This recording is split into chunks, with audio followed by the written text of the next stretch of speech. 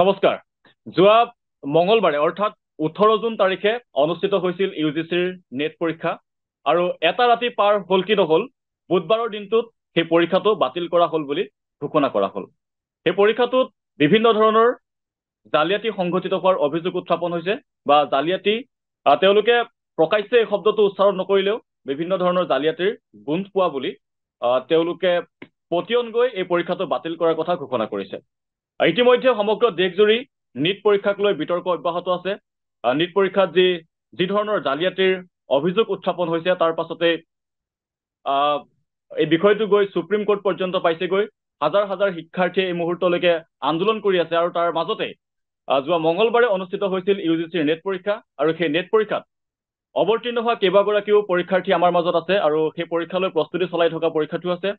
তেওঁলোকৰ এই সন্দৰ্ভত এই মুহূৰ্তত তেওঁলোকৰ মনৰ মনোভাৱ কি, তেওঁলোকে কেনেদৰে এটা পৰীক্ষাত ইমান ডাঙৰ এটা পৰীক্ষাত অৱতীৰ্ণ হৈছিল, তেওঁলোকৰ বিভিন্ন ধৰণৰ মানসিক শাৰীৰিক বা আৰ্থিক বোজা তেওঁলোকে বহন কৰিব লগা হৈছিল, বিভিন্ন ধৰণৰ তেওঁলোকৰ শ্ৰম জড়িত হৈ থাকে, সপোন জড়িত হৈ থাকে এনেধৰণৰ পৰীক্ষা এটাত। গতিকে সেই সন্দৰ্ভত আমি কিছু কথা পাতিম। আমাৰ সৈতে সংযুক্ত হৈ আছে এই মুহূৰ্তত মাজুলীৰ পৰা আছে মাধৱ মিলি। আপোনাক স্বাগতম জনাইছো। আমাৰ সৈতে আছে লখিমপুৰৰ পৰা হোমেন বৰুৱা আছে। হোমেন বৰুৱা স্বাগতম জনাইছো। আৰু আমাৰ সৈতে আছে এই পৰীক্ষাৰ বাবে প্ৰস্তুতি চলাই থকা আমাৰ যুৱ বিশ্লেষক নিকু দুৱৰা স্বাগতম জনাইছো। প্ৰথমতে আমি পৰীক্ষাত অৱতীৰ্ণ হোৱা এইবাৰ মাধৱ মিলিৰ পৰা আমি জানিব বিচাৰিছো। মাধৱ মিলি, আপুনি কওক যে আপুনি এইবাৰ ইউজিচি নেট পৰীক্ষাত অৱতীৰ্ণ হৈছিল আৰু এই পৰীক্ষা এটাত এনেধৰণৰ পৰীক্ষা এটাত অৱতীৰ্ণ হবলৈ যাওঁতে আপোনালোকৰ বিভিন্ন ধৰণৰ মানসিক শাৰীৰিক শ্ৰমৰ লগতে আৰ্থিক বোজাও আপোনালোকে বহন কৰিব লগা হয়। আপুনি এই সন্দৰ্ভত প্ৰথম প্ৰতিক্ৰিয়া আপোনাৰ কি হ'ব? নমস্কাৰ জনাইছো। আৰু এটা খুব গুৰুত্বপূৰ্ণ বিষয় আৰু সেই বিষয়টো শিক্ষাৰ্থী স্বাৰ্থত কিছু কথা ক'বলৈ বা আপোনালোকে এনেধৰণে আলোচনা কৰাৰ যি মনোভাৱ, যি আগ্ৰহ প্ৰকাশ কৰিছে তাৰ কাৰণে পোনপ্ৰথমে মই পুৰস্কাৰক ধন্যবাদ জনাইছো। যোৱা 18 জুন তাৰিখে আমি ইউজিচি নেট আমি যিটো পৰীক্ষা সেই পৰীক্ষাত অৱতীৰ্ণ হৈছিলো আৰু সেই পৰীক্ষাটোৰ কাৰণে যথেষ্ট মানসিক চাপ থাকে, যিহেতু নেকি স্নাতকোত্তৰ পাছ কৰাৰ পিছত সেই পৰীক্ষাটোৰ জৰিয়তে নেক্সট ষ্টেপ যাব পৰা যায়। বিভিন্ন ধৰণৰ গৱেষণামূলক বা অধ্যাপকেই হওক বা যিকোনো ধৰণৰ সেই পৰৱৰ্তী পৰ্যায়টো যোৱা হয়। গতিকে ইয়াত এটা জীৱন জীৱিকাৰ কথা জড়িত হৈ থাকে আৰু যথেষ্ট সেই পৰীক্ষাটোৰ কাৰণে যথেষ্ট মানসিক চাপ এটাও থাকে। আৰু সেই গোটেইখিনি কৰাৰ পিছতো যেতিয়া ইমান ডাঙৰ এটা এক্সাম হৈ যোৱাৰ পিছত এনেধৰণৰ আপুনি কোৱাৰ দৰে এদিন পাৰ হৈ যোৱা নোহোৱাৰ আগতেই যে এনেধৰণৰ কিছু কথা আহিলে আমি মানসিকভাৱে আচলতে প্ৰত্যেকজন শিক্ষাৰ্থী আজিৰ তাৰিখত ভাগি পৰিছে। আৰু সেই গোটেই সমগ্ৰ যিটো বিষয়বস্তু, সেই বিষয়বস্তু চৰম গাফিলতি হৈছে আৰু দেশৰ লাখ লাখ কোটি কোটি যি শিক্ষাৰ্থী, সেই শিক্ষাৰ্থীৰ ভৱিষ্যতক লৈ আচলতে হেতালি খেলাৰ নিচিনা এটা প্ৰয়াস নহয়, আচলতে হেতালি খেলিছে। আৰু সেই ধৰণৰ কাৰ্যক মই এজন শিক্ষাৰ্থী হিচাপে বা সেই পৰীক্ষাৰ্থী হিচাপে সেই ধৰণৰ কাৰ্যক তীব্ৰ ভাষাৰে নিন্দা কৰিছো আৰু অনাগত সময়ত কামনা কৰিম যে সুচাৰুৰূপে দেশৰ শিক্ষা ব্যৱস্থাক আগুৱাই লৈ যোৱাত, দেশৰ শিক্ষাৰ্থীক আগুৱাই লৈ যাওঁত যাতে চৰকাৰখনে সঠিক সিদ্ধান্ত লয়। আৰু সেই সিদ্ধান্ত লবৰ কাৰণে মই পোনপ্ৰথমে চৰকাৰখনক অনুৰোধ জনাব বিচাৰিছো। এতিয়া চাওক উৎপল, এতিয়া পৰীক্ষাটো হৈ যোৱাৰ পিছত মই এই আপোনাৰ যিটো অপেনিং মাৰ্ক, সেই অপেনিং মাৰ্কৰ লগতে মই এটা বস্তু সংলগ্ন কৰিব বিচাৰিছো যে পৰীক্ষাটো হৈ যোৱাৰ পিছত বিভিন্ন মহলে কৈছে যে পৰীক্ষাটো নতুনকৈ অনুষ্ঠিত কৰা হ'ব, কিন্তু নতুনকৈ অনুষ্ঠিত কৰাৰ বহুতখিনি সমস্যা আছে। এতিয়া মই এটা নিৰ্দিষ্ট এটা অনুষ্ঠানত কাম কৰি আছো। প্ৰত্যেকেই সেই সময়ছোৱাত প্ৰত্যেকেই কাম কৰে। কাম কৰাৰ পিছতো সেই পৰীক্ষাটোৰ কাৰণে আচলতে প্ৰস্তুতি চলাই থাকে। গতিকে এতিয়া যদি নতুনকৈ এক্সাম হয়, নতুনকৈ এক্সাম হোৱাৰ লগে লগে এপ্লিকেশ্যন এডিট কৰিবলৈ সুবিধা দিব নে নিদিয়ে, বা এতিয়া মই যোৰহাটত মই চেণ্টাৰ আছিলে, সেই চেণ্টাৰত মই এতিয়া হোজাইত থাকো বা গুৱাহাটীত থাকো, সেই ধৰণৰ বিভিন্ন সমস্যাৰ সন্মুখীন হ'ব। তাৰ উপৰিঞ্চি বহুতখিনি কথা আছে। এতিয়া অসমত, বিশেষকে অসমৰ প্ৰেক্ষাপটত যদি কওঁ, অসমত এতিয়া বানপানীৰ পৰিস্থিতি, বানপানী বহুতো জেগাত হৈছে। বানপানীৰ জৰিয়তে বহুতখিনি ষ্টুডেন্ট বা পৰীক্ষাৰ্থী সঠিক সময়ত সঠিক জেগাত গৈ পাব নে নাপায়, তাৰ কাৰণে কিমান সময় দিয়া হ'ব, গোটেইখিনি এটা টেকনিকেল এটা কি কম যে এটা সমস্যা। সেই সমস্যা জড়িত পৰিৱেশত আচলতে শিক্ষাৰ্থীসকলক ঠেলি দিয়াৰ নিচিনা হৈছে। আৰু এই ধৰণৰ কাৰ্যই আমাক যিটো মানসিকভাৱে মানে সম্পূৰ্ণৰূপে ডেষ্ট্ৰয় কৰি দিয়া হৈছে। গতিকে সেই কাৰ্যক তীব্ৰ ভাষাৰে নিন্দা জনাইছো। পৰৱৰ্তী সময়ত মই আকৌ কম বাৰু। হয়, হোমেন বৰুৱা, আমি তোমাৰ ওচৰলৈ আহিব খুজিছো। এই পৰীক্ষাটোত প্ৰায় 9 লাখতকৈও অধিক পৰীক্ষাৰ্থী এবাৰ অৱতীৰ্ণ হৈছিলে, আৰু পৰীক্ষাটোত স্বচ্ছতাৰ সৈতে আপোচ কৰা হৈছে বুলি তেওঁলোকে অভিযোগ লাভ কৰিছে। আৰু ভাৰতীয় গৃহ মন্ত্ৰালয়ৰ অধীনস্থ ভাৰতীয় চাইবাৰ ক্ৰাইম কোঅৰ্ডিনেশ্যন মন্ত্ৰালয়ৰ পৰা কিছু তথ্য লাভ কৰিছে UGC-য়ে। আৰু এই পৰীক্ষাত যিটো জালিয়াতি হোৱাৰ সম্ভাৱনা ব্যক্ত কৰা হৈছে বা তথ্য লাভ কৰিছে, তাক CBI তদন্ত চলাব, সেয়া পাছৰ কথা। কিন্তু এনেধৰণৰ এটা পৰীক্ষাত অৱতীৰ্ণ হবলৈ যাওঁতে আপুনি কেনেধৰণে ইয়াক পৰীক্ষাটো তাৰপিছত বাতিল হ'ল, আপুনি বিভিন্ন ধৰণৰ ডেফিনেটলি ইয়াতে আপোনালোকৰ শাৰীৰিক মানসিক শ্ৰম যথেষ্ট অধ্যয়ন, ইয়াৰ উপৰিও আপোনালোকৰ টকা পইচা বিভিন্ন ধৰণৰ কথা থাকে। পৰীক্ষাটো বাতিল হোৱাৰ খবৰ লাভ কৰি আপোনাৰ মনত কি প্ৰতিক্ৰিয়া হৈছে? হয়, নিশ্চয়কৈ। প্ৰথমে ধন্যবাদ জনাইছো ক্ৰছ ফ্ৰেণ্ডক। এইটো এটা অত্যন্ত গুৰুত্বপূৰ্ণ বিষয় এটাক সকলোৰে সন্মুখলৈ লৈ আনিবলৈ আপোনালোকৰ যিটো প্ৰচেষ্টা, তাৰ বাবে ধন্যবাদ জ্ঞাপন কৰিছো। তাৰ লগতে কথাটো ক'ব লাগিব এনেকুৱা ধৰণৰ যে UGC নেট যিটো এটা সৰু সুৰা পৰীক্ষা নহয়। সেই পৰীক্ষা পাছ কৰাৰ পিছতে এজন পৰীক্ষাৰ্থীয়ে মহাবিদ্যালয় বা বিশ্ববিদ্যালয়ত পঢ়াবৰ কাৰণে যোগ্যতা অৰ্জন কৰে। গৱেষণা ক্ষেত্ৰত প্ৰৱেশ কৰিবলৈ তেখেতৰ বাবে সেইখনেই এখন দেওনা।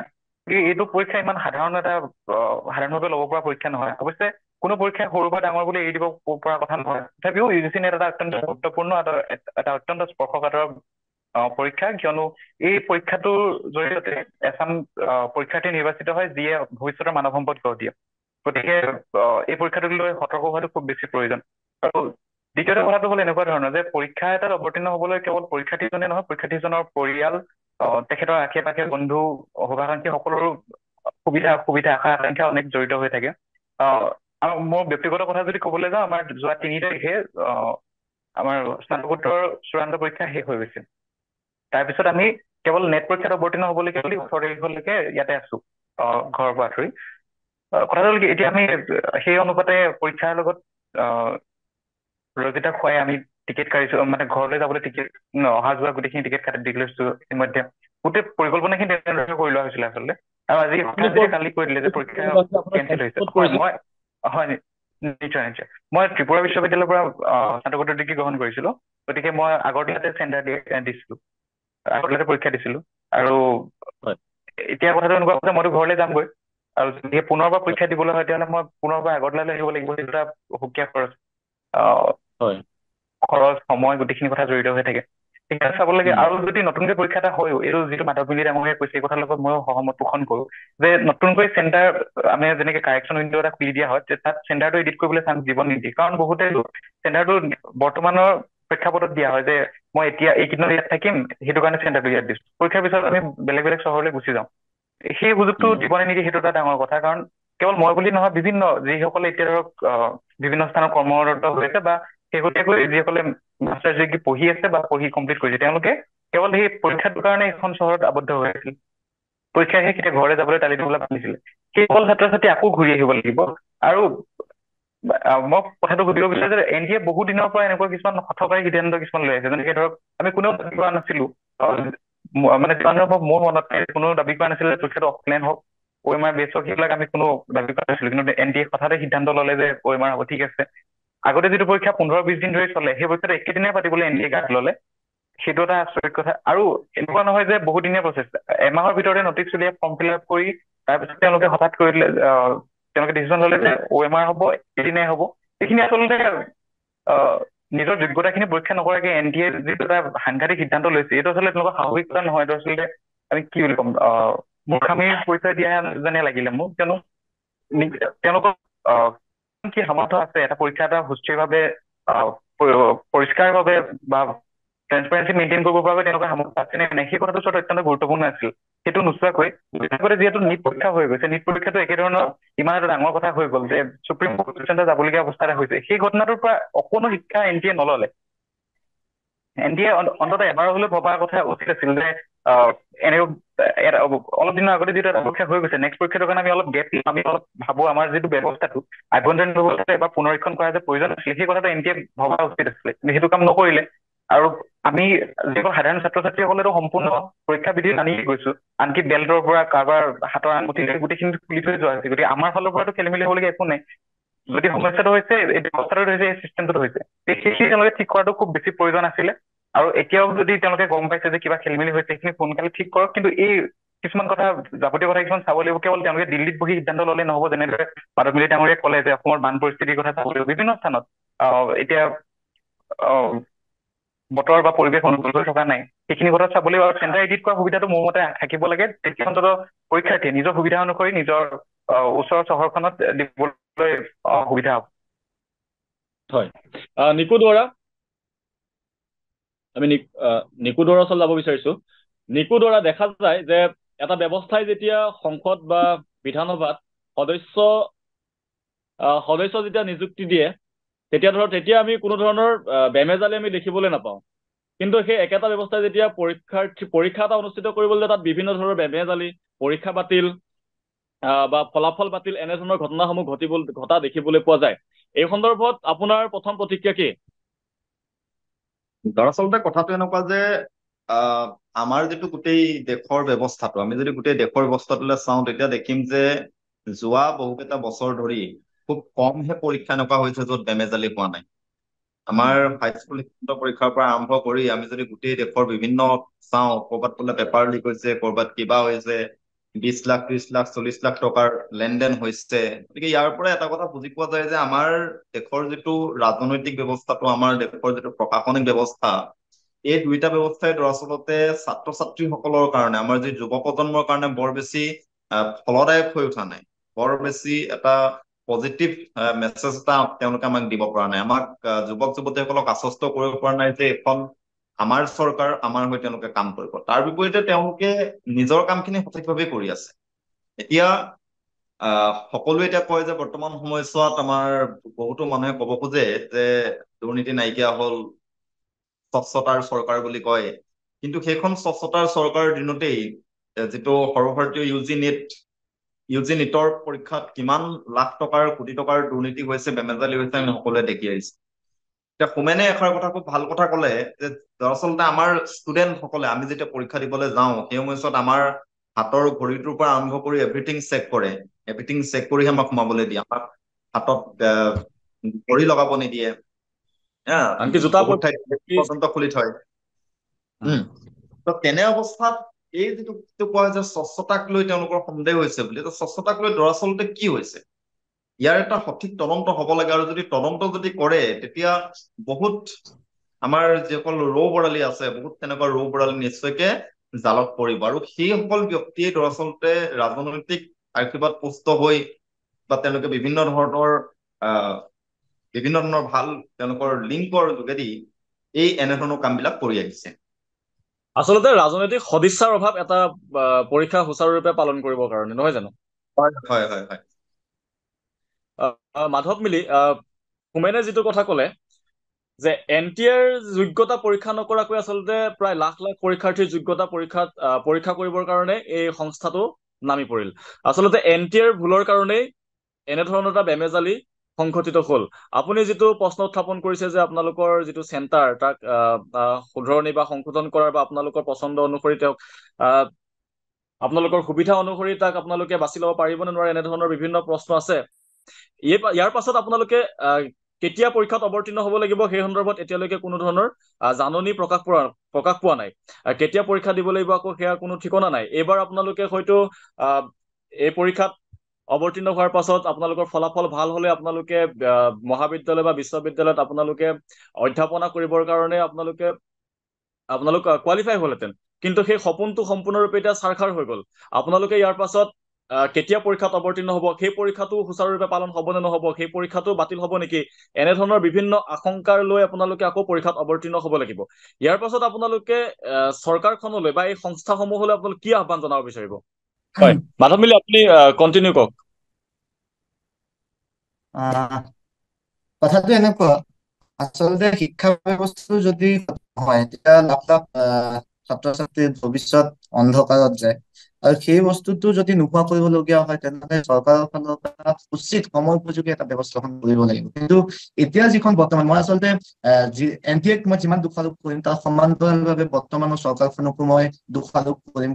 কেৱল ধৰ্ম আমুক তামুক সেইবিলাকৰ ওপৰতেই আচলতে তেওঁলোক ব্যস্ত হৈ আছে। তেওঁলোকে ভোট বেংক বা তেওঁলোকৰ সেই ৰাজনৈতিক যিটো লাভালাভ তাৰ কাৰণে আচলতে আজিৰ তাৰিখত ব্যস্ত হোৱা দেখা গৈছে। কিন্তু শিক্ষাৰ্থীৰ সেই ভৱিষ্যতক লৈ সঠিক পথত ভৱিষ্যত প্ৰজন্মক লৈ যাবৰ কাৰণে সঠিক সিদ্ধান্ত ল'বৰ কাৰণে যিখিনি ব্যৱস্থা ল'ব লাগে সেই ব্যৱস্থাখিনি আজিৰ তাৰিখত লোৱা আমি পৰিলক্ষিত হোৱা নাই, যাৰ কাৰণে এই ধৰণৰ যিটো চৰকাৰী অৱহেলা বেমেজালিৰ কাৰণে এনেধৰণৰ এটা বিশৃংখল পৰিৱেশ সৃষ্টি হবলৈ সুবিধা পাইছে। আৰু সেইটোক যদি বন্ধ নহয় তেনেহলে আজিৰ তাৰিখত লাখ লাখ ছাত্ৰ ছাত্ৰী সেই পৰীক্ষাটোৰ কাৰণে আমি বঞ্চিত হলো। পৰীক্ষা দিয়াৰ পিছত আমি কি কৰিবলগীয়া পৰীক্ষা বাতিল কৰিবলগীয়া হৈছে। এইটোতকে আৰু লজ্জাজনক কথা থাকিব নোৱাৰে। অথনি অলপ আগত নিকুৱে এটা কথা কলে যে বেল চেল আমি চবেই খুলি যাব লাগে। ইমানখিনি হোৱাৰ পিছত কি ধৰণৰ কোনটো পৰ্যায়ত আচলতে বেমেজালি হৈছে? এক্সাম চেণ্টাৰতটো কোনো ধৰণৰ বেমেজালি হোৱা নাই, সেইটো হ'ব লাগিব ওপৰত। আমি এতিয়া মই য'ত এক্সাম দিছিলো তাত মই বাইক লৈ গৈছো, তাতে চাবি থোৱাৰ জেগা নাই। বেল খোলাইছে, পেণ্টৰ কি অৱস্থা, আৰু হাৰাশাস্তি ভুগিবলগীয়া হৈছে। প্ৰত্যেকজন ছাত্ৰ ছাত্ৰীয়ে হাৰাশাস্তি ভুগিবলগীয়া হৈছে। তেওঁলোকে কৈছে যে আমি এইখিনি ব্যৱস্থা আমি ৰিস্ক ল'ব নোৱাৰো। আপোনালোকে যদি নলয় তেনেহলে ছাত্ৰ ছাত্ৰীসকলে ঘৰৰ পৰা কেনেকে আহিব বা ক'ত জেগা থব? অন্ততঃ তাত কিবা এটা মূল্যৰ বিনিময়ত থবলৈ কিবা এটা জেগা ব্যৱস্থা কৰি দিব লাগে। ইমানখিনি হাৰাশাস্তি খোৱাৰ পিছত ইমানখিনি যদি ইহঁতে নিকাভাৱে যদি এক্সামটো পাতিব খুজিছিলে তেনেহলে সেই ধৰণৰ খবৰ বা সেই ধৰণৰ এক্সাম বাতিল কৰিবলগীয়া কি হ'ল? সেই ধৰণৰ বহুতখিনি আচলতে প্ৰশ্ন আছে, আৰু চৰকাৰী পক্ষকো ইয়াৰ সমান্তৰালভাৱে মই জগৰীয়া কৰিব বিচাৰিছো। হয়, ধন্যবাদ সময়ত জনাইছো। সঠিক সিদ্ধান্ত লবই লাগিব। হয়, হয়, হোমেন বৰুৱা, আমি আপোনাৰ ওচৰলৈ আহিব খুজিছো। আপোনালোকে ইয়াৰ পাছত যেতিয়া আকৌ পৰীক্ষাত অৱতীৰ্ণ হ'ব লাগিব, এই ধৰণৰ একেই মানসিকতা একেই প্ৰস্তুতি আপোনালোকে থাকিবনে যে আপোনালোকে আকৌ এটা হতাশাগ্ৰস্ত মন লৈ পৰীক্ষাত অৱতীৰ্ণ হ'ব লাগিব? বা এনেধৰণৰ শিক্ষাৰ্থীও আছে যিসকলৰ বাৰে বাৰে এটা পৰীক্ষাত অৱতীৰ্ণ হোৱাটো একদম সাংঘাতিক ধৰণৰ এটা আৰ্থিক বোজাও হয়। তেওঁলোকে পঢ়া শুনাটো ঠিকে কৰি ল'ব বাৰু, আকৌ তেওঁলোকে কণ্টিনিউ কৰিব, তেওঁলোকৰ সপোন আছে, আশা আছে, কিন্তু সমান্তৰালভাৱে এটা আৰ্থিক বোজাও তেওঁলোকৰ ওপৰত থাকে। গতিকে এই দিশটো আওকাণ কৰিব নোৱাৰি। ইয়াৰ পূৰ্বে আপোনালোকে যেনেধৰণে পৰীক্ষাত অৱতীৰ্ণ হৈছিল বা পৰীক্ষা যেনেধৰণে অনুষ্ঠিত কৰা হৈছিল তাত আমি কোনো ধৰণৰ বেমেজালি দেখা পোৱা নাছিলো। এইবাৰ একেবাৰে আমাৰ অসমৰ সেৱা কাউন্সিল সদৃশ এটা পৰিৱেশ সৃষ্টি হ'ল। আচলতে এটা প্ৰতিযোগিতাই কৰিব পাৰে যে বেছি কেলেংকাৰী বেছি বেমেজালি সৃষ্টি কৰিব পাৰে এতিয়া আমাৰ সেৱাৰ সৈতে। গতিকে পূৰ্বৰ পৰীক্ষা ব্যৱস্থাটোৱে ভাল আছিল নেকি? আমি বৰ ভিতৰৰ কথাখিনি নাজানিম যে টেকনিকেলি কি হয় আচলতে কথাখিনি, যিহেতু ভিতৰৰ কথা বেলেগ বেলেগ থাকিব পাৰে। কিন্তু সাধাৰণ মানুহ হিচাপে, সাধাৰণ পৰীক্ষাৰ্থী এজন হিচাপে ইয়াৰ আগতে যেতিয়া আমি নেটত পৰীক্ষাত অৱতীৰ্ণ হৈছো তেতিয়া কেতিয়াও এনেকুৱা ধৰণৰ খেলি মেলিটো আমি পোৱা নাই। যোৱা 2 বছৰ ধৰি পিনে এনেকে শুনা নাছিলো যে পেপাৰ লিক হৈছে কিবা কিবি, আমি একো শুনা নাছিলো। একেই ধৰণৰ ৰেষ্ট্ৰিকশ্যন তেতিয়া থাকে, আমি আৰামত পৰীক্ষা দিওঁ আৰু সময়ত ৰিজাল্ট আহি যায়। কিন্তু শেহতীয়াকৈ মই অলপ প্ৰথমতে যিদৰে কৈছিলো NTA মানে কিছুমান যেন হঠাৎ চমক দেখুওৱা এটা প্ৰৱণতা খুব বাঢ়ি গ'ল। সেই তেনেকুৱা ধৰণৰ লাগে যে নিজে কিমান কৰিব পাৰে নোচোৱাকে কাম কিছুমান কৰি আছে। আৰু হয় এইটো কথা যে পুনৰ পৰীক্ষাত অৱতীৰ্ণ হ'বৰ কাৰণে শাৰীৰিক মানসিকৰ লগতে পইচা পাতিৰ কথাও আহি যায়। ইমান চেণ্টাৰ আৰু এটা কথা গুৰুত্বপূৰ্ণ এইখিনিতে, আমি ভাবিছিলো যে এইবাৰ যিহেতু OMR বেছ হৈছে, মানে অফলাইন হৈছে, গতিকে যিকোনো এটা চেণ্টাৰত য'ত কম্পিউটাৰ সা সুবিধা নাথাকিলেও তাত পৰীক্ষা পাতিব পাৰে। আমি আশা কৰিছিলো যে এইবাৰ চেণ্টাৰৰ সংখ্যা হয়তো বাঢ়িব, যথেষ্ট পৰিমাণে বাঢ়িব, যাতে পৰীক্ষাৰ্থীসকল দূৰলৈ যাবলগীয়া নোহোৱা ধৰণৰ অৱস্থাত হ'ব বুলি আমি ধৰিছিলো। অসমত কিমান কি কেনেকুৱা হৈছে নাজানো, কিন্তু মই আগৰতলা যিহেতু আছো, আগৰতলাত মই এটা কথা ক'ব পাৰো যে চেণ্টাৰৰ সংখ্যা বঢ়া নাই আগতকে। সেই আগতে যেনেদৰে 2-3টা নিৰ্দিষ্ট চেণ্টাৰ আছিলে, এতিয়াও সেই একেটাই আছে। গোটেইখিনি চাবজেক্ট গোটেইখিনি ষ্টুডেণ্টৰ প্ৰায় একেলগে পৰীক্ষা হৈ আছে। সেইটো এটা মন কৰিবলগীয়া কথা যে OMR বেছড এক্সাম এটা তেওঁলোকে বেলেগ বেলেগ চেণ্টাৰত বিতৰণ কৰি দিয়াত কি আপত্তি আছে তেওঁলোকৰ? সেইটো এটা কথা চাবলগীয়া যে পৰৱৰ্তী পৰীক্ষাটো যদি পুনৰ কৰে তেতিয়াহ'লে সেইটো এটা কাম কৰিব পাৰে যে ইতিমধ্যে ছাত্ৰ ছাত্ৰীসকলে বা পৰীক্ষাৰ্থীসকলে যথেষ্ট আহুকাল ভোগ কৰিছে। তেওঁলোকৰ আহুকাল যদি অকণমান সময় কমাব বিচাৰে তেতিয়াহ'লে এইখিনিও এটা কথা ধ্যান ৰাখিব পাৰে যে চেণ্টাৰ সংখ্যা বঢ়াব পাৰি নেকি, সেইটো চাব লাগে। চেণ্টাৰ নিজৰ ইচ্ছামতে আকৌ এবাৰ পচন্দ কৰিবলৈ এটা সুযোগ এটা দিব লাগে। এইখিনি কথা অত্যন্ত গুৰুত্বপূৰ্ণ। আৰু ভৱিষ্যতেও এটা কথা যে কেৱল তদন্ত এটা ঘোষণা কৰি দিলে দায়িত্বটো সিমানতে শেষ নহয়। এনেকুৱা পৰিস্থিতি দুবাৰ নাহিবৰ কাৰণে কি কৰিছে সেইটো অত্যন্ত গুৰুত্বপূৰ্ণ, কাৰণ আমিতো একেটা ভুলকে বাৰে বাৰে কৰি থকাই দেখিছো। পৰৱৰ্তী সময়ত বিশ্বাস কেনেকে কৰিম? ছাত্ৰ পৰীক্ষাত অৱতীৰ্ণ হোৱাৰ আগতে ছাত্ৰ ছাত্ৰীসকলৰ মনত এনেও বহু বেছি নেতিবাচক কথা কিছুমান মনলৈ আহি থাকে। তাতে যদি যিটো সংস্থাই পৰীক্ষা আয়োজন কৰিছে তেওঁলোকৰ নিজৰে যদি গ্ৰহণযোগ্যতা নাথাকে, তেওঁলোকৰ নিজৰে যদি বিশ্বাসযোগ্যতা নাথাকে, তেতিয়াহ'লে গোটেই পৰীক্ষা ব্যৱস্থাটো, গোটেই শিক্ষা ব্যৱস্থাটোৰ প্ৰতি এটা মাধমাৰ দিয়া যেন মোৰ অনুভৱ হয়। আৰু সংশ্লিষ্ট কৰ্তৃপক্ষ হওক বা আমাৰ ৰাজনৈতিক যি শক্তি আছে তেওঁলোকেও এইবোৰ কথাত গুৰুত্ব দিয়া উচিত যে দেশ এখন আগবাঢ়ি যাবলৈ হলে কেৱল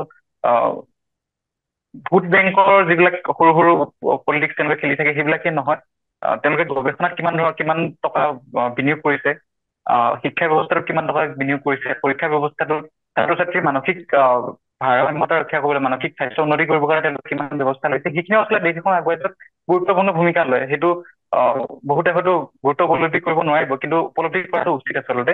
এইখিনি কথা গুৰুত্ব দিহে পৰীক্ষা এটাৰ প্ৰতি আগবাঢ়িব লাগে, নহলে বাৰে বাৰে এইবোৰ আচলতে লৰা ধেমালি কৰি থকাটো ভাল নহয়। আমি যিটো অকমান ভেকু ভাওনা বুলি কওঁ, আৰু আপুনি যিটো ক'লে এইবাৰ প্ৰতিযোগিতা কৰিবই পাৰিলে যে চেবাই বেছি খেলি মেলি কৰিব পাৰে নে NTA পাৰে। আজি ফেচবুক স্ক্ৰল কৰি থাকোতে ময়ো এটা কমেণ্ট পাইছিলো, কোনোবা এজনে লিখিছে যে চেবাৰ মানুহ কেনেবাকৈ NTA জইন কৰিলে নেকি বুলি এটা কমেণ্ট এটা দিছে কোনোবা এজনে।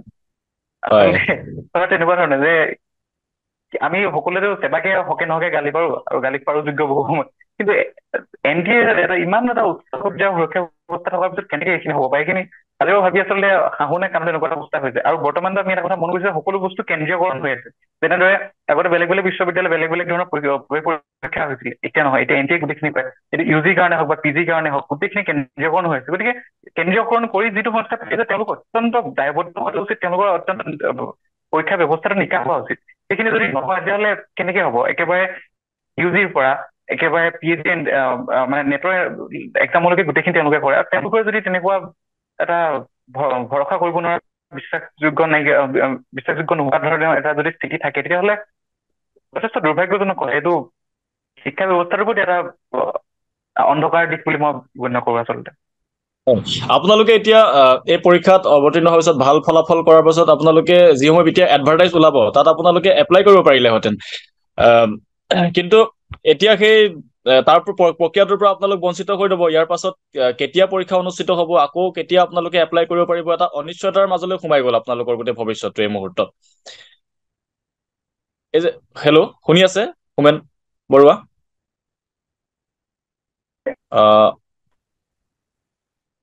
আমাৰ কিছু নেটৱৰ্ক বিসংগতি হৈছে। আমি নিকু দ্বাৰা ওচৰলৈ আহিব খুজিছো। নিকু দ্বাৰা হোমেন বৰুৱাই কৈছিল যে NTA যোগ্যতা পৰীক্ষা নকৰাকৈ আচলতে লাখ লাখ পৰীক্ষাৰ্থীৰ যোগ্যতা এতিয়া NTA পৰীক্ষা কৰিবলৈ আহিলে। আমি দেখিবলৈ পাইছো যে বাৰে বাৰে যাৰ আমোলত ৰেল দুৰ্ঘটনা অধিক সংঘটিত হৈছে তেওঁকে আকৌ ৰেলৱে বিভাগ গতাই দিয়া হৈছে, ৰেল মন্ত্ৰিত্বৰ দায়িত্ব দিয়া হৈছে। যিটো সংস্থাই ইটোৰ পাছত সিটো পৰীক্ষাত বেমেজালি সৃষ্টি কৰিছে সেই সংস্থাটোকে বাৰে বাৰে এনেধৰণৰ গধুৰ দায়িত্ব অৰ্পণ কৰা হৈছে। আচলতে এই সমগ্ৰ প্ৰক্ৰিয়াটো এই শিক্ষা ব্যৱস্থাটোৰ প্ৰতি বা যিটো আমি কৈ থাকো যে শিক্ষা ব্যৱস্থাটো ধ্বংস কৰাৰ এটা ষড়যন্ত্ৰ আৰম্ভ হৈছে বা চলি আছে বা প্ৰায় দ্ৰুতগতিত আগবাঢ়ি গৈছে। কি ক'ব আপুনি ইয়াৰ পাছত? কি পৰামৰ্শ আপুনি চৰকাৰখনলৈ জনাব? হয়তো আচলতে এই গোটেই যিখিনি এটা আমাৰ নিটৰ পৰীক্ষাই হওক বা নেটৰ পৰীক্ষা হওক, দুইটা পৰীক্ষাতে দেখা পোৱা গৈছে যে দৰাচলতে গোটেই সমস্যাটো হৈছে মিছমেনেজমেন্টৰ সমস্যা। যে মিছমেনেজমেন্টৰ সমস্যাটো কেনেকে আহিছে, ইয়াৰ মাজতে বহুসংখ্যক মধ্যভোগী মানুহ সোমাই পৰিছে, বহুসংখ্যক মানুহ এনে সোমাই পৰিছে যিসকলে দুৰ্নীতি কেলেংকাৰীৰ যোগেদি গোটেই দৰাচলতে ব্যৱস্থাটোক এটা বেয়া কৰিবলৈ বিচাৰি আছে আচলতে। এতিয়া কথাটো হৈছে একেবাৰে শেষত পৰামৰ্শ হিচাপে মই এটা কথাই ক'ব বিচাৰো যে আমাৰ মাধৱ দাই যিখিনি কথা ক'লে বা হোমেনে যিখিনি কথা ক'লে চেণ্টাৰ বহুৱাৰ কথাখিনি, সেইখিনি কথাটো ঠিকে আছে, কিন্তু লগতে মেনেজমেন্টৰ যিখিনি কথা, সেই মেনেজমেন্টৰ কথাখিনি NTAৰ নিচিনা এটা সংস্থাই সঠিকভাৱে বা চিৰিয়াছ ভাৱে তেওঁলোকে গোটেই কথাখিনি এবাৰ নিজকে পৰ্যালোচনা কৰাটো উচিত যে কিয় এই NTA পৰীক্ষাতেই বাৰে বাৰে ইমান ভয়ংকৰ খেলি মেলি কিছুমান হৈ আছে। আৰু এই খেলি মেলি সমূহতে বহুতো পৰিয়ালৰ সপোন জড়িত হৈ থাকে, বহুতো যুৱক যুৱতীৰ গোটেই জীৱনৰ যিখন যুদ্ধখন জড়িত হৈ থাকে। এতিয়া এই মুহূৰ্তত যিটো নেটৰ লগত যিটো PhDৰ যিটো কানেকশ্যন, যিটো নেটৰ সৈতে PhD কানেকশ্যন কৰি দিলে, এতিয়া ইয়াৰ ফলত এনেকুৱা এটা অনিশ্চয়তাৰ সৃষ্টি হৈছে যে এতিয়াতো নেট পৰীক্ষাটো কেঞ্চেল হৈ গ'ল। এতিয়া পৰৱৰ্তী নেট পৰীক্ষা কেতিয়া হ'ব? সেই নেট পৰীক্ষা হোৱালৈকে আমাৰ ইউনিভাৰ্চিটি বিলাকে বিভিন্ন বিশ্ববিদ্যালয়ে তেওঁলোকৰ একাডেমিক যিটো ইয়েৰ, সেই একাডেমিক ইয়েৰটো ৰখাই থবনে, বা সেই একাডেমিক ইয়েৰটোক লৈ তেওঁলোকে কি কৰিব? এটা বিৰাট চাৰিওফালে এটা খেলি মেলি এটা চলি আছে, এটা বিৰাট মানুহবিলাকৰ মাজত এটা অনিশ্চয়তা সৃষ্টি হৈছে, বিশেষকে যুৱক যুৱতীসকলৰ মাজত। গতিকে এই এনেকুৱা অনিশ্চয়তা যি এক তেওঁলোকৰ হতাশাগ্ৰস্ততাৰ সৃষ্টি হৈছে, তাৰ বাবে NTA সম্পূৰ্ণৰূপে দায়ী। আৰু গতিকে তেওঁলোকে নিজৰ যিটো মেনেজমেন্টৰ গোটেই ব্যৱস্থাটো তেওঁলোকে সঠিক কৰক, তেওঁলোকে নিজকে পুনৰবাৰ পৰ্যালোচনা কৰক যে দৰাচলতে গোটেই ব্যৱস্থাটোৰ মাজত যে কোনবোৰ কেৰুণ ৰৈ গৈছে, যিবিলাক কেৰুণ বা যিবিলাক ৰোফলৰ সুবিধা উঠাইছে এছাম মধ্যভোগীয়ে বা এছাম অসৎ মানুহে। গতিকে মই একেবাৰে শেষত এইটো কথাই ক'ব বিচাৰিম যে আপোনালোকে নিজৰ মেনেজমেন্টটো ঠিক কৰক। আৰু NTA নিচিনা এটা সংস্থা বৰ্তমান সময়ছোৱাত, আমাৰ হোমেনেই এষাৰ কথা ক'লে যে বৰ্তমান সময়ছোৱাততো এখন বিশ্ববিদ্যালয়ৰ এন্ট্ৰেন্স পৰীক্ষা পৰ্যন্ত NTA পাতিবলৈ আৰম্ভ কৰি দিছে। যে বৰ্তমান সময়ছোৱাত আমাৰ যিবিলাক সৰু সৰু মহাবিদ্যালয়, সৰু সৰু বিশ্ববিদ্যালয় বা সৰুৱে হওক বা ডাঙৰে হওক, প্ৰতিখন বিশ্ববিদ্যালয় মহাবিদ্যালয় এন্ট্ৰেন্স পৰীক্ষা পৰ্যন্ত যদি NTA পাতিবলগীয়া হৈছে, ইয়াৰ অৰ্থটো হৈছে যে সেই বিশ্ববিদ্যালয় বা মহাবিদ্যালয়সমূহৰ সমগ্ৰ সৰু সৰু পৰীক্ষাবিলাকতো যে এইটো আপোনাৰ NTA এক প্ৰকাৰ ঠিকা দি দিয়াৰ দৰে ঘটনা, আচলতে এইটো ক'ৰবাত মানে অসাধু চক্ৰই ক'ৰবাত এইটো কমিশ্যনৰ অংক, ঠিকাৰ অংক, এনেকুৱা ধৰণৰ অংক চলাইছে বুলি ভাবে নেকি? কমিশ্যন ঠিকাৰ অংকটো এইটোতো চলিবই, এইটোতো স্বাভাৱিক কথা। কিন্তু লগতে ইয়াৰ ফলত আটাইতকৈ বেছি ক্ষতিগ্ৰস্ত হৈছে আমাৰ দেশৰ যিটো ডিচেন্ট্ৰেলাইজেশ্যন ব্যৱস্থা। গোটেই ডিচেন্ট্ৰেলাইজেশ্যন অফ এডুকেশ্যন চিষ্টেমটো আঁতৰাই বৰ্তমান সময়ছোৱাত গোটেই শিক্ষা ব্যৱস্থাটোক এটা কেন্দ্ৰীকৃত কৰি পেলাইছে, চেন্ট্ৰেলাইজ কৰি পেলাইছে। আৰু চেন্ট্ৰেলাইজ কৰি পেলোৱাৰ ফলতেই এটা কেন্দ্ৰীয় সংস্থাৰ হাততে দায়িত্ব দি দিয়া হৈছে যে গোটেই যিমানবিলাক ইউনিভাৰ্চিটি আছে চবৰে এন্ট্ৰেন্স পৰীক্ষা তোমালোকে পাতা। তাৰ ফলত এতিয়া সেই এখন বিশ্ববিদ্যালয়ৰ যিটো এটা শৈক্ষিক এটা সংস্কৃতি থাকে, সেই শৈক্ষিক সংস্কৃতিটো বিনষ্ট হৈ পৰিছে, শৈক্ষিক সংস্কৃতি নাইকিয়া হৈ পৰিছে। গতিকে এইসমূহ কথা চৰকাৰে ভালদৰে চোৱাটো উচিত, যিহেতু ভাৰতবৰ্ষৰ যিটো শিক্ষা ব্যৱস্থাই হওক বা ভাৰতবৰ্ষৰ প্ৰতিটো ব্যৱস্থাতেই ডিচেন্ট্ৰেলাইজেশ্যন অৰ্থাৎ বিকেন্দ্ৰীকৰণ যিটো ব্যৱস্থাটো, এইটো এটা আমাৰ মৌলিক নীতি। আৰু এই মৌলিক নীতিটোৰ পৰিপন্থী হিচাপে বৰ্তমান সময়ছোৱাত এনেধৰণৰ কাৰ্যবিলাক হৈ থকাটো অত্যন্ত দেশৰ বাবেই দুৰ্ভাগ্যজনক। হয়, ধন্যবাদ জনাইছো নিকু দুৱৰা। মাধৱ মিলি শেষত আপোনাক সুধিব খুজিছো, নিকু দুৱৰাই যিটো কথা ক'লে যে এতিয়া নেটৰ সৈতে আপোনাৰ PhD কথাটো সংযুক্ত কৰা হৈছে, এতিয়া বাৰে বাৰে প্ৰতি বছৰে পৰীক্ষাৰ্থী নেটত অৱতীৰ্ণ হ'ব লাগিব, এইটো ব্যৱস্থা যদি হয়। এইবাৰৰ পৰা তেওঁলোকে এইটো লাগু কৰা নাই, ইয়াৰ পৰৱৰ্তী সময়ত হয়তো কৰিব। কিন্তু যেতিয়া PhD কৰিবৰ বাবে বাৰে বাৰে নেট এক্সাম দি থাকিব লগা হ'ব, আৰু নেট এক্সাম দিবলৈ যাওঁতে এনেধৰণৰ বেমেজালিৰ সৃষ্টি হৈ থাকিব, এই সন্দৰ্ভত আপুনি শেষ প্ৰতিক্ৰিয়া কি জনাব? চাও উৎপল দা, সেই গোটেই বস্তুটো এতিয়া অলৰেডি এটা শৈক্ষিক বয়স আচলতে আমাৰ লোকচান হবলৈ গৈ আছে। সেইটো খাটাং হৈ পৰিছে, কাৰণ এটা এক্সাম কেতিয়া হ'ব কেতিয়া নহয় তাৰ কোনো নিশ্চয়তা নাই। আৰু যিহেতু নেকি PhD গৱেষণামূলক যিটো PhDৰ কাৰণে একেটা এন্ট্ৰেন্সৰ কাৰণে আমি নেট বাৰে বাৰে দি থাকিব লাগিব। এটা বছৰ প্ৰথম আৰম্ভণিতে যদি এটা বছৰ শিক্ষাৰ্থীৰ যদি লোকচান হয়, বা আৰু এটা শৈক্ষিক বছৰ যদি আমাৰ পিছ পৰি যায়, গতিকে এজন মানুহৰ তাত বহুতখিনি আচলতে হাৰাশাস্তি খাব।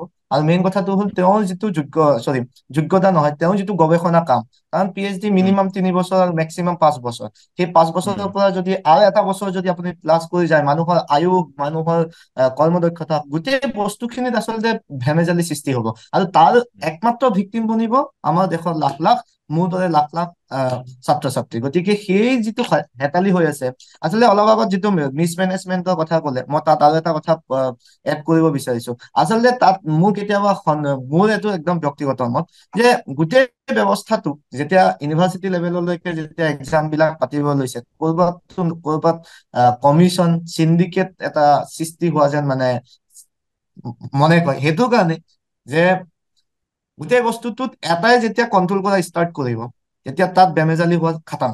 আৰু সেই বেমেজালি যেতিয়া হ'ব, যেতিয়া কমিশ্যন বা চিণ্ডিকেট প্লাছ ষ্টাৰ্ট হ'ব। গতিকে এটাই আহ্বান জনাম যে আমাৰ নিচিনা দেশৰ লাখ লাখ দৰিদ্ৰ বা যোনেই নহওক শিক্ষাৰ্থী, আৰু সেই শিক্ষাৰ্থীৰ ভৱিষ্যতক লৈ হেতালি খেলিব নালাগে। এটা সুন্দৰ ব্যৱস্থাৰে দেশৰ লাখ লাখ ছাত্ৰ ছাত্ৰীৰ ভৱিষ্যত লৈ যোৱাৰ দায়িত্ব আপোনালোকৰ। আৰু সেই দায়িত্ব যদি পালন কৰিব নোৱাৰে, তেনেহলে নৈতিক দায়িত্ব স্বীকাৰ বাদ দিব লাগে, কৰি আপোনালোকে বাদ দিয়ক। ইমানে, ধন্যবাদ।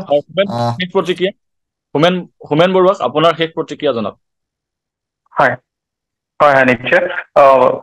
এটা কথা উপভোক্ত নিকু দায়ে ক'লে, মাধৱ দায়ে যিখিনি কথা কৈছে তাৰ লগতে এটা কথা সংযোগ কৰিব লাগিব যে NTA নেটৰ কাৰণে যিটো ফৰ্ম ফিল আপৰ ফিজটো হয় সেইটো নেটৰ কাৰণে হওক বা CUET কাৰণে হওক সেইটো কম নহয় কিন্তু নেটৰ যদি এবাৰ আপুনি মন কৰে জেনেৰেলৰ 1150 টকা পৰ্যন্ত হৈছেগৈ আৰু OBC 650 টকা মান হৈছে এইখিনি এটা বৃহৎ পৰিমাণৰ ধন এইটো বৰ সৰু সুৰা ধন নহয় আৰু প্ৰত্যেক বছৰে যদি তেনেকে একেখিনি মানুহে দিয়ে থাকে সেইটো এটা ধন ঘটা খুব সহজ আহিলা এটা হৈ পৰিবগে এইটো 1150 টকা কথাটো ইমান কম নহয় আচলতে এইটো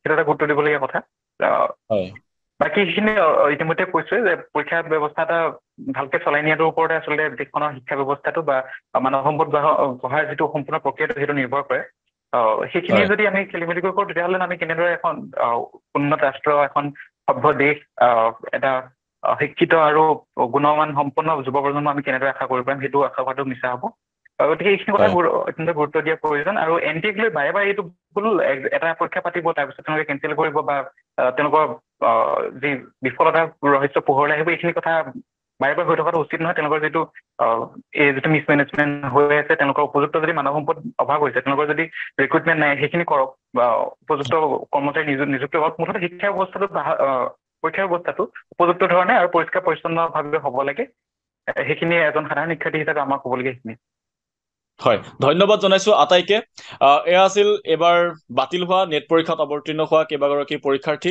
আমি যাৰ মনৰ কথা বুজ ললো এতিয়া কথাটো হ'ল যে বাৰে বাৰে এনেধৰণৰ খেতালি আৰু কিমান খেলি থকা হ'ব শিক্ষাৰ্থীসকলৰ জীৱনক লৈ শিক্ষাৰ্থীসকলৰ ভৱিষ্যত শিক্ষাৰ্থীসকলৰ সপোনক লৈ ইয়াৰ দায়িত্ব কোনে ল'ব ইয়াৰ দায়িত্ব স্বীকাৰ কৰি কোনোবাই নৈতিক দায়িত্ব স্বীকাৰ কৰি কোনোবাই এই দায়িত্বৰ পৰা অব্যাহতি ল'বানে বাৰে বাৰে যিসকলে এনেধৰণৰ বেমেজালিৰ সৃষ্টি কৰা আমি দেখিবলৈ পাওঁ তেওঁলোককে আকৌ পুনৰ সেই দায়িত্ব আমি ভগাই দিয়া দেখিবলৈ পাওঁ গতিকে এনেধৰণৰ খেতালি খেলা শিক্ষাৰ্থী জীৱনক লৈ বা এনেধৰণৰ প্ৰতিষ্ঠানসমূহক স্কুল বিশ্ববিদ্যালয় মহাবিদ্যালয় যি ধৰণৰ এটা ব্যৱস্থাৰে কুঙা কৰি অনা হৈছে শিক্ষাৰ জীৱনটো শিক্ষাৰ্থীৰ ভৱিষ্যতক অন্ধকাৰলৈ ঠেলি দিব বিচৰা হৈছে এই ধৰণৰ ব্যৱস্থা কেতিয়া অৱসান ঘটিব দেশত এয়া আজিৰ দিনটোত আটাইতকৈ ডাঙৰ প্ৰশ্ন ইয়াৰ পাছত নেট পৰীক্ষাত সেইসকল শিক্ষাৰ্থীয়ে কেনেধৰণৰ এটা প্ৰস্তুতি মানসিকতালৈ আকৌ অৱতীৰ্ণ হ'ব তেওঁলোক নিশ্চিতভাৱে এটা আশংকাত ভুগি থাকিব যে এইবাৰ পৰীক্ষা কি হ'ব গতিকে সেই যিটো সেই অভয় প্ৰদান কৰাৰ দায়িত্ব এই সংস্থাসমূহৰ যি সংস্থাসমূহে ইয়াৰ দায়িত্বত আছে গতিকে চৰকাৰখনেও ৰাজনৈতিক